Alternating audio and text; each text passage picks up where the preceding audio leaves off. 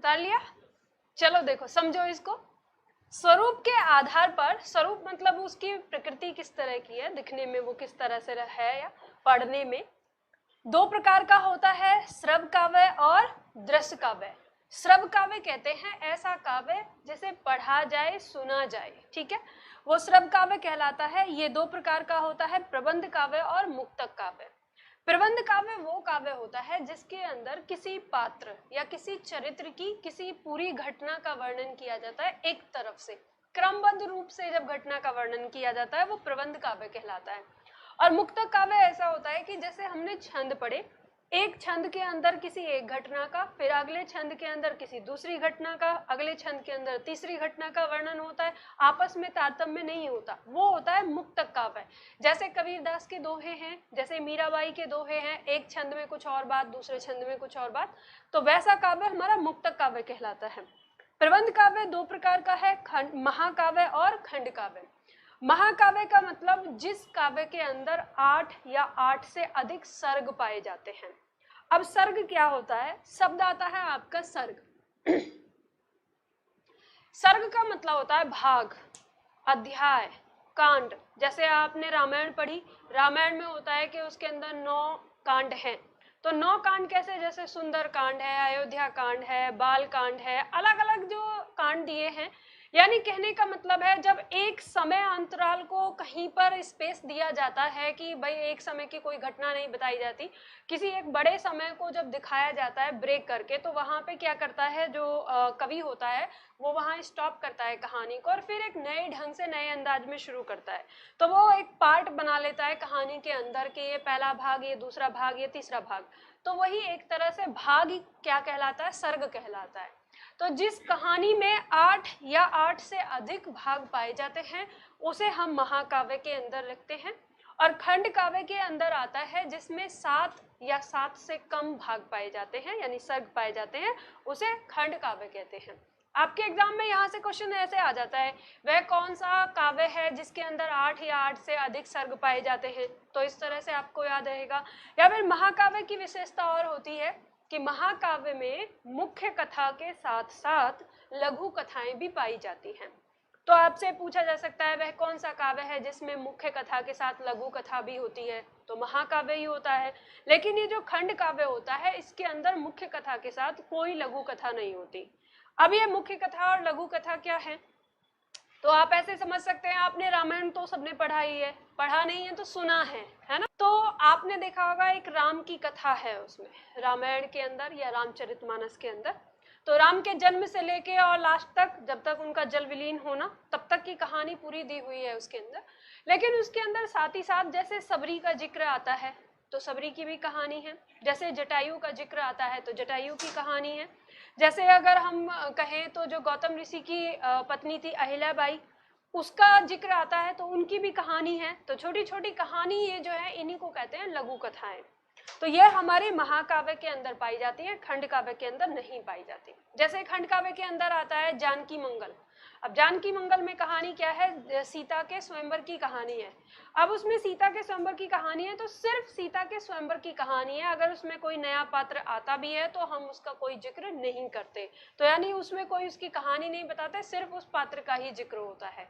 तो खंड काव्य इस तरह से होता है। इसके बाद इस सारे काव्य को हम एक तरफ दोबारा देखते हैं तो शैली के आधार पर, तो ये काव्य हमारा 3 प्रकार का होता है, पद्य काव्य, गद्य काव्य और चंपू काव्य। पद काव्य का मतलब होता है वे काव्य जो छंद के रूप में रचे गए हैं। छंद के रूप में कैसे, या छंद हमारा गाया जाने वाला काव्य होता है। हम कह सकते हैं जिस काव्य को हमने गीत के रूप में रचा है, और गीत हमारा प्राचीन समय में क्या था, छंद, जो हमने लास्ट पढ़े ही कि भाई छंद क्या क्या हमारे होते हैं, तो उनको गाया जाता था, उसी से कहानी आगे चलती थी। अब इसके बाद गद्य काव्य आता है। गद्य काव्य होता है जैसे कहानी हम पढ़ते हैं तो जो भी काव्य हमारा इस रूप में लिखा जाता है वो हमारा गद्य काव्य कहलाता है। और चंपू काव्य होता है जिसमें कहानी आधी तो पद काव्य में होती है और आधी गद्य काव्य में होती है, कहानी मिक्सअप रहती है, कहीं पर गा के आगे बढ़ती है और कहीं पे कहानी के रूप में, तो वैसा काव्य हमारा चंपू काव्य कहलाता है। तो हमारा जो प्राचीन समय का काव्य था वो पद्य काव्य था, कुछ समय बीच में आके चंपू काव्य रहा, और फिर आधुनिक काल के बाद हमारा गद्य काव्य में परिवर्तित हो गया। तो इन सब के बारे में एक एक लाइन लिख लीजिए जल्दी से फटाफट। सबसे पहले आपका दिया है स्वरूप के अनुसार काव्य के भेद। इसमें पहली हेडिंग दी है श्रव्य काव्य, और श्रव्य काव्य में लिखिए जिस काव्य का आनंद किसी दूसरे से सुनकर या पढ़कर लिया जाता है, कमा उसे श्रव्य काव्य कहते हैं। श्रव्य काव्य दो प्रकार का होता है, और होता है के बाद निर्देशक चिन्ह लगाना है, पूर्ण विराम नहीं। निर्देशक चिन्ह कैसा होता है, जो डैश लगाते हो आप इंग्लिश में। दो प्रकार का होता है, कौन कौन सा, आगे लिख दो, प्रबंध काव्य और मुक्तक काव्य, और आप पूर्ण विराम लगा देना। अरे व्हाट्सएप पे चैटिंग करना बंद कर दो, जो है उसको विनम्रता के साथ बता दो कि मैं क्लास में हूं, 1 घंटे बाद डिस्टर्ब करना। देखो इसके बाद आपने क्या लिखा, श्रव्य काव्य, और यहाँ पे श्रव्य काव्य की परिभाषा हमने प्रबंध काव्य और मुक्तक काव्य यहां तक लिखा। इसके बाद आपकी हेडिंग है फिर से प्रबंध काव्य। इसके अंदर लिखिए जिस काव्य में कोई कथा एक व्यवस्थित क्रम से कही गई होती है उसे प्रबंध काव्य कहते हैं। ये भी दो प्रकार का होता है, निर्देशक चिन्ह लगा के, महाकाव्य और खंड काव्य। ये भी दो प्रकार का होता है, महाकाव्य और खंड काव्य, पूर्ण विराम। देखो ध्यान रखना, जब आप जैसे लिखते हो ना, तो लिखते समय आपको विराम चिन्ह का प्रयोग का ध्यान रखना है। हम जो अपनी बात कह रहे हैं, क्योंकि विराम चिन्ह ही है जो हमारी बात को सही अर्थ में संजो के रखते हैं। इसके बाद फिर से हेडिंग है आपकी महाकाव्य, और इसमें लिखिए महाकाव्य में किसी ऐतिहासिक महाकाव्य में किसी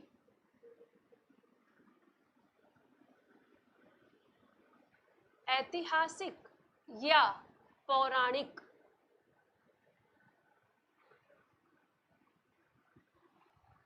महापुरुष के संपूर्ण, ऐतिहासिक या पौराणिक महापुरुष के संपूर्ण जीवन की कथा का वर्णन होता है। संपूर्ण जीवन की कथा का वर्णन होता है, पूर्ण विराम। इसमें 8 या 8 से अधिक, इसमें 8 या 8 से अधिक सर्ग होते हैं। सामने देख के लिखना, अगर ना लिखा जाए सर्ग, ब्रैकेट में भाग लिख सकते हो ताकि आपको याद रहे। इसमें 8 या 8 से अधिक सर्ग होते हैं, पूर्ण विराम लगा के लिखो। महाकाव्य में मुख्य कथा के साथ साथ, महाकाव्य में मुख्य कथा के साथ साथ लघु कथाएं भी होती हैं।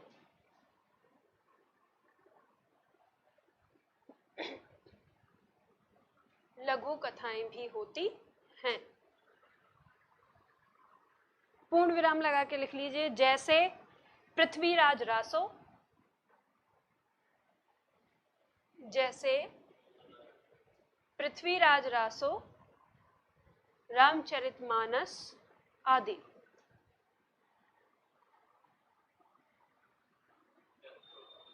पृथ्वीराज रासो, रामचरितमानस आदि।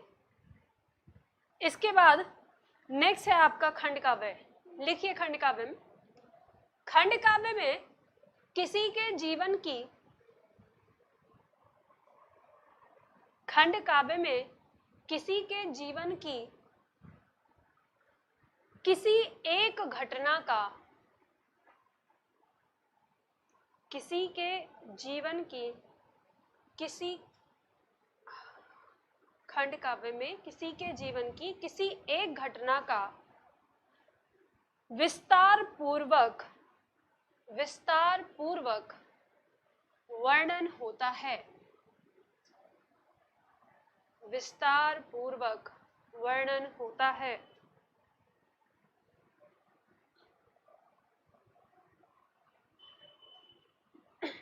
जैसे सुदामा चरित, चरित्र मत लिखिएगा, त्र मत बनाइएगा, त, ठीक है।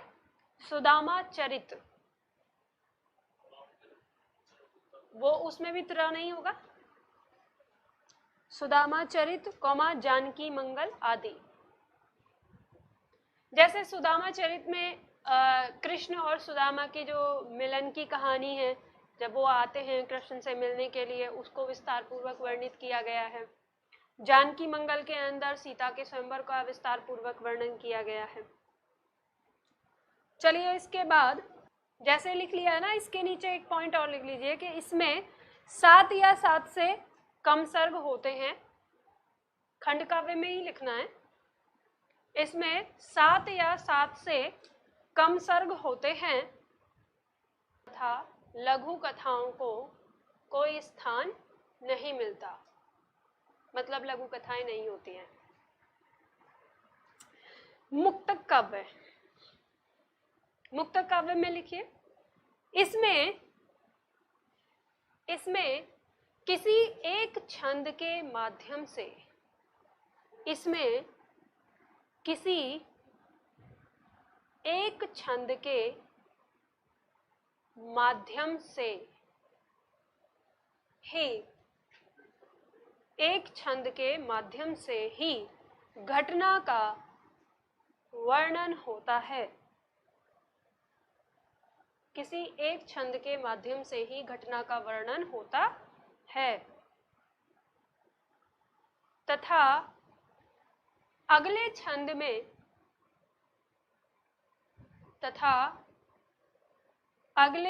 में किसी दूसरी घटना का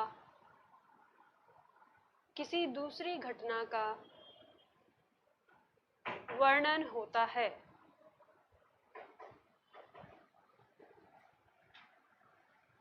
अगले छंद में किसी दूसरी घटना का वर्णन होता है। जैसे कबीर के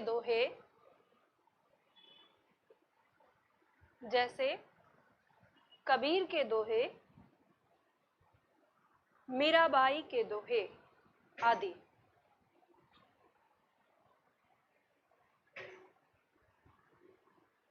जैसे कबीर के दोहे, मीराबाई के दोहे आदि।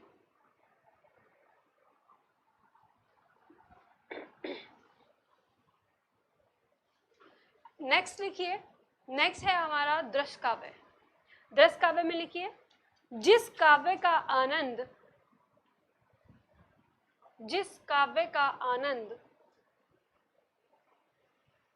पात्रों के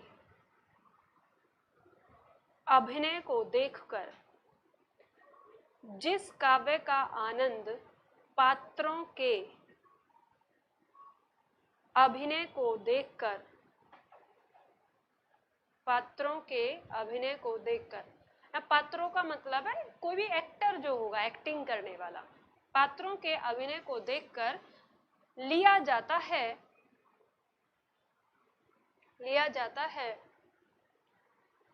उसे दृश्य काव्य कहते हैं।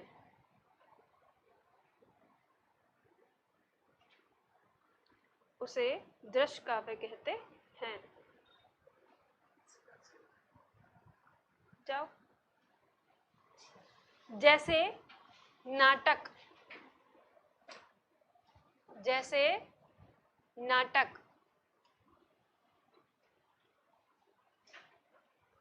फिल्म जगत की भी हालांकि हमारे हिंदी साहित्य में अभी ये विधा जुड़ी नहीं है, लेकिन एक साहित्य का ही हिस्सा है फिल्म भी।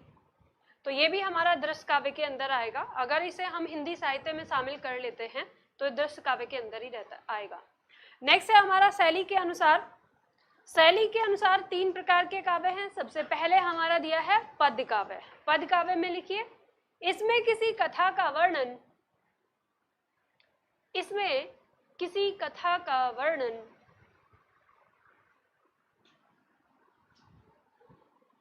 काव्य के,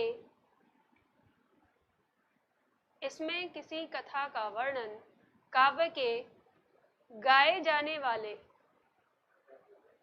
इसमें किसी कथा का वर्णन काव्य के गाए जाने वाले पदों,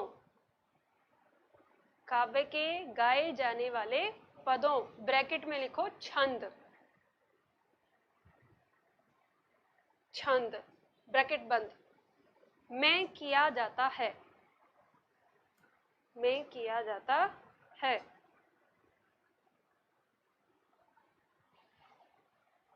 जैसे रामचरितमानस, रामचरितमानस में छंद और छंद में दोहा और चौपाई ये हमारे रहे हैं। अक्सर आप देखते होंगे इसमें, तो दोहा और चौपाई इन्हीं के बीच में उन्होंने किया है वर्णन। अब जैसे कभी आप ये भी सोच सकते हैं कि मैडम उसमें तो नीचे व्याख्या भी लिखी रहती है, गद्य में भी होता है, तो चंपू काव्य होना चाहिए। तो नहीं, वो जो आपको व्याख्या वाला मिलता है, अगर आप देखें कि ओरिजिनल बुक अगर आप देखेंगे तो वो पूरा पदों के अंदर ही लिखा है, वो व्याख्या की गई है और उसमें लिखा रहता है कि रामचरितमानस व्याख्या सहित। अगर जो इससे ऐसे ही लिखा रहेगा रामचरितमानस, तो आप देखेंगे कि उसमें कहीं पे भी कोई व्याख्या नहीं होती गद्य के रूप में, ठीक है, वो सीधा सीधा गाए जाने वाले रूप में होता है। तो इसके अंदर व्याख्या होती है, इसलिए वो टीका, क्योंकि हमारे पास अब वो अवध में लिखी हुई है, तो अवध के बहुत सारे शब्दों को समझना हमारे लिए संभव नहीं है, तो इसलिए हमारे लिए वो व्याख्या के रूप में आ जाती है। चलिए आगे है हमारा गद्य काव्य। इसमें किसी घटना का वर्णन कथा के रूप में,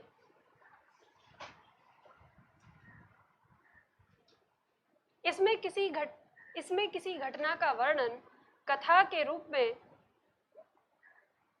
किया जाता है, इसमें किसी घटना का वर्णन कथा के रूप में किया जाता है। पूर्ण विराम लगा दीजिए। जैसे कहानी, उपन्यास। दूसरा देखो चंपू काव्य। चंपू काव्य में लिखो, इसमें किसी घटना का वर्णन, चंपू काव्य में इसमें किसी घटना का वर्णन गद्य और पद्य, गद्य और पद्य दोनों रूप में किया जाता है, दोनों रूप में किया जाता है।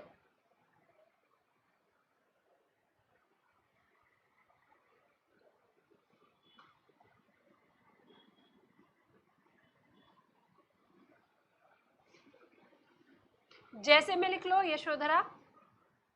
यशोधरा एक काव्य है जिसके अंदर गाए जाने वाले और कथात्मक दोनों रूप में लिखा गया है।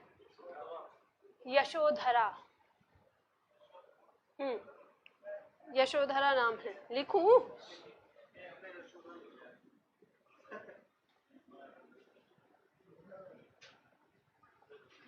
यशोधरा।